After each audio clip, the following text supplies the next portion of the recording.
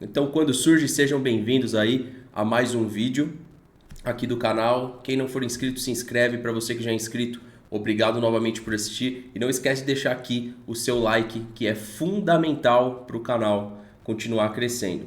Em lives anteriores, a gente comentou o seguinte: se fizer, ou se fizermos, ou se alguém fizesse um levantamento do Palmeiras contra times do G6, G7 dos últimos anos, a gente ia entender o problema do Palmeiras a se resolver para a próxima temporada. Pois bem, foi feito, tá? Estamos aqui na 365 Scores, há 5 horas atrás foi publicado o desempenho ridículo do Palmeiras contra times do G5.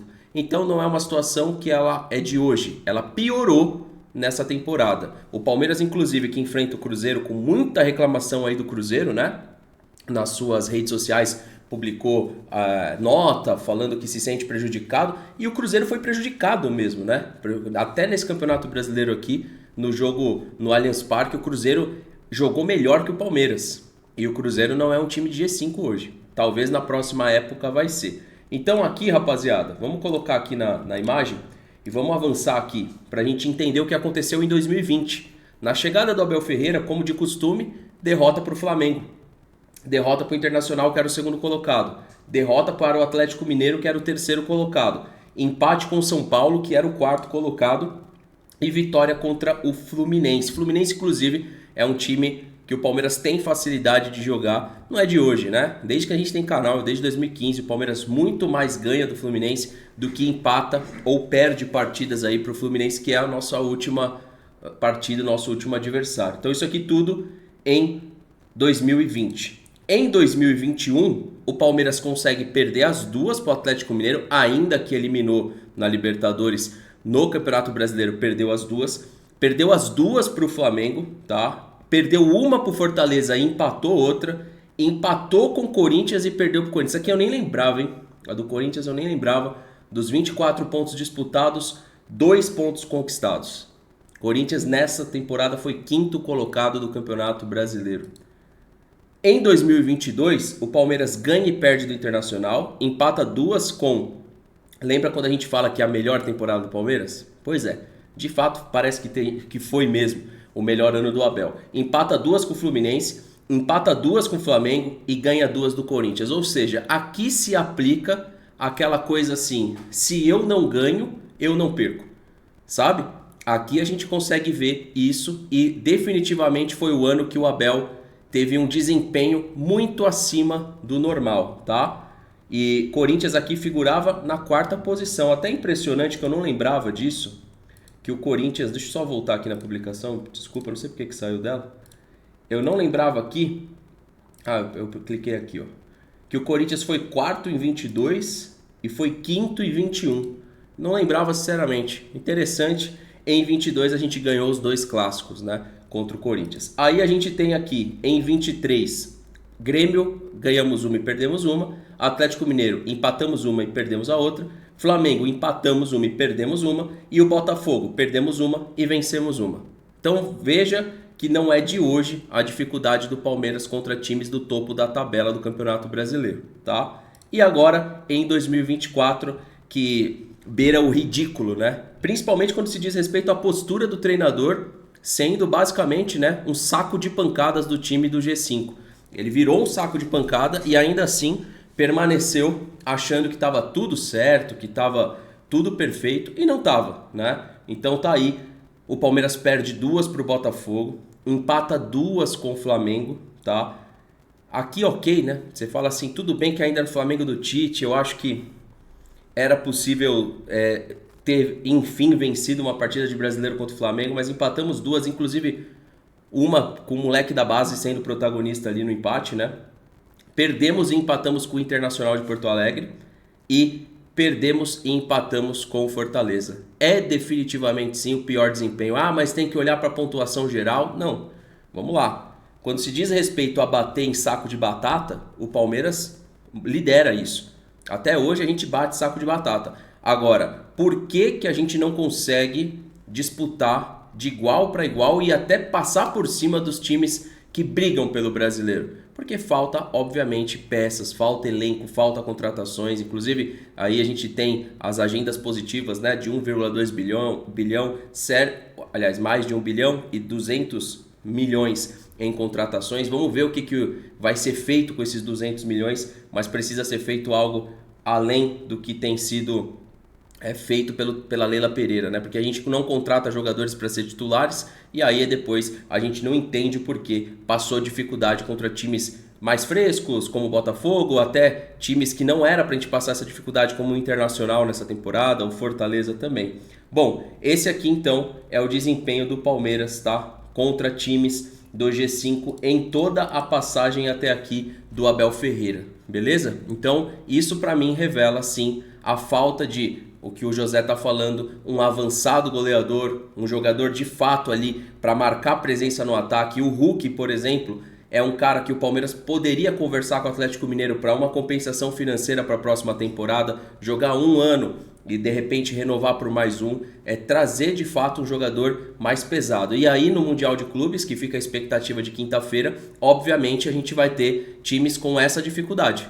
Então por isso que precisa de contratação, não só visando o Mundial, mas toda a temporada. Pessoal, aqui é o ponto da notícia do Diego Firmino. Acerta uma, Diego. O pessoal tava brincando com ele lá no Twitter, eu li alguns comentários. Acerta uma, né? Estamos tentando descobrir o clube mexicano, mas as informações que chegam é que o clube está com conversas adiantadas para contratar Rony em 2025. Bom, puxando um pouco na referência de times mexicanos que conversam aí com o futebol brasileiro, eu acredito que pode ser o Toluca, né? Esse time. O Toluca que já levou o Luan, o Toluca inclusive que a gente conversou na última live mostrando alguns jogadores, né? Eu acredito que a possibilidade do futebol mexicano tirar o Rony é real, tá? Não é mais um jogador que tem um super valor de mercado, então a gente não adianta esperar uma venda onde há lucro do Palmeiras, mas segundo informações aí e rumores, o Rony pode deixar o Palmeiras na próxima temporada. Um dos destinos é o México, tá? Ainda que eu vejo o comentário aí do amigo, falou assim, que só acredita vendo o LF, eu também, eu só acredito vendo, mas eu ainda duvido ter algo saudável mantendo o Rony. Se vocês quiserem ver um time fracassado no próximo ano, é manter esse jogador por mais um ano. Não tem mais sentido. Chega no estádio, a bola tá queimando no pé, não tem apoio mais da torcida nem do estádio, não tem apoio do torcedor no geral. Se quiser começar 2025 fracassando, é mantendo o Rony para a próxima temporada sem nenhum sentido. Sem números, sem desempenho, sem nada. Sem absolutamente nada. E outra coisa, se o Abel quiser refrescar, ele que não desiste do ser humano, mas se ele quiser refrescar, ele deveria incentivar a saída do Rony, porque eu acredito que muito da pegação de pé que tem com o Abel Ferreira hoje está atrelado a esse nome. Só que ele não consegue perceber. Se também não perceber, rapaziada, ó, lavo minhas mãos, não me importo, entendeu? Não faço, não tenho nenhum problema quanto a isso. Mas a expectativa é do Rony sair para o futebol mexicano. É um dos prováveis destinos mesmo, MLS, México. Eu acredito que seja muito mais provável o Palmeiras negociar ele para fora do que voltar aqui para o Palmeiras, beleza? Vamos lá, rapaziada. Aqui para a gente fechar, o Palmeiras definiu o Clebão, tá? Para ser o representante lá no sorteio do Mundial de 25. E aqui ontem eu falei para vocês que eu queria comentar o que o Ademir da Guia falou, tá? Com a Paloma Totti, tá? Eu vou deixar os créditos aqui para o Melhor D3.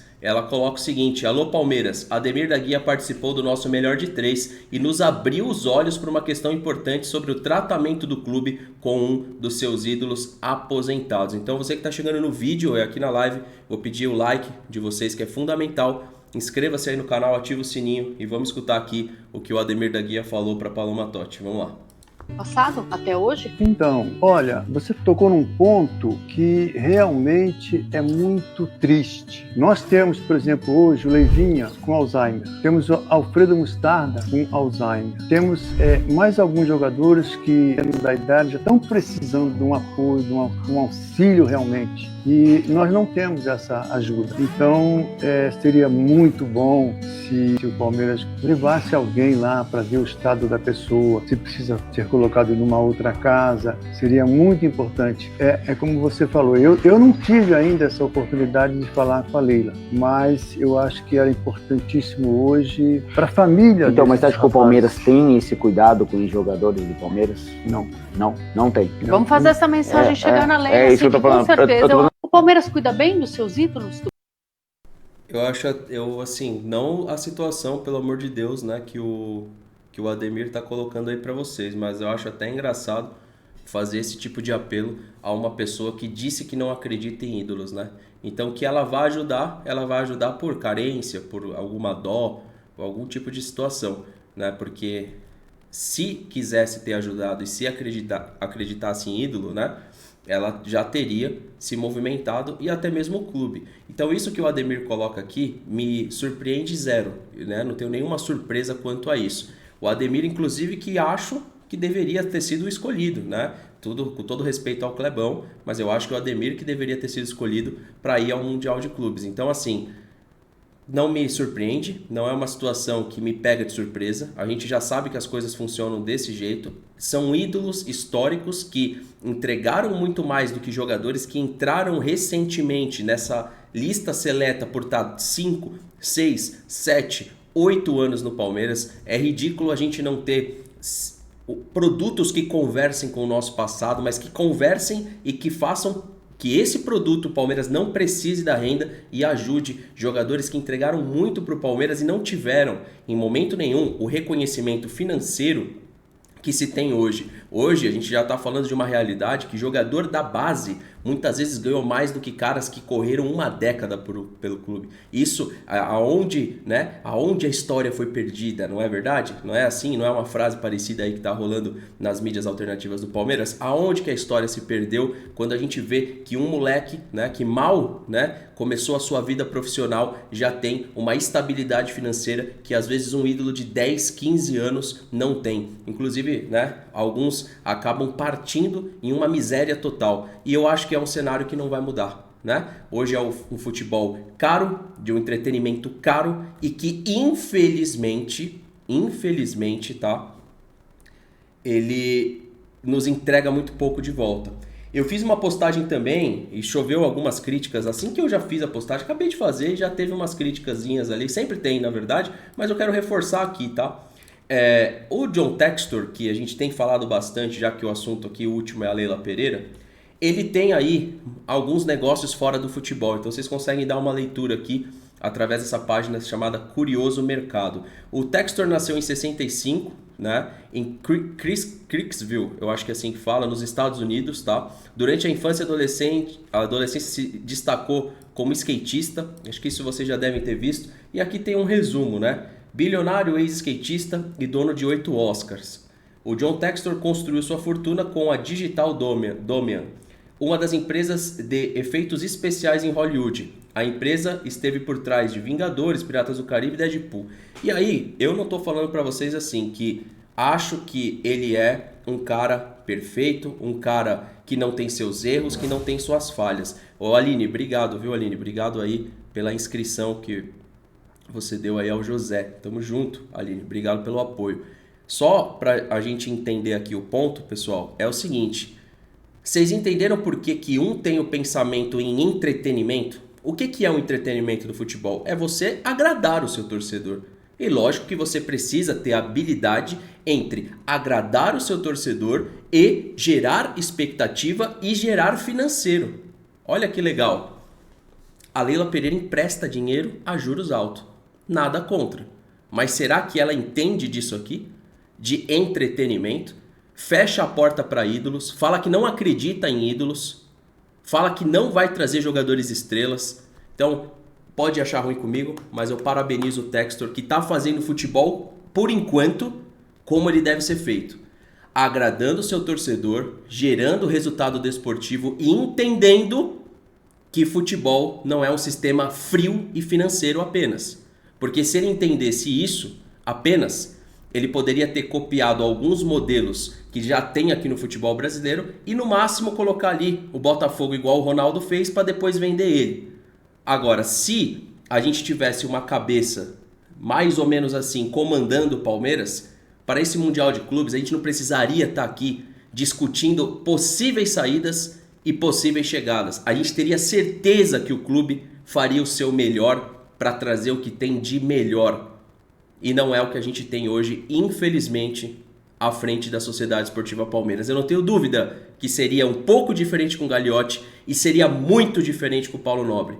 Infelizmente, com a Leila Pereira, é esse pragmatismo do todos somos um e ela não consegue compreender, nem ela e nem o seu treinador, que toma pau aqui para times do G6, eles não conseguem entender que futebol também se faz dentro desse todos somos um com qualidade. Então a gente vai precisar observar quem está fazendo e, infelizmente, correr um pouco atrás. Pedir o like de vocês, o compartilhamento, deixa sua opinião aqui embaixo, que é fundamental para o canal.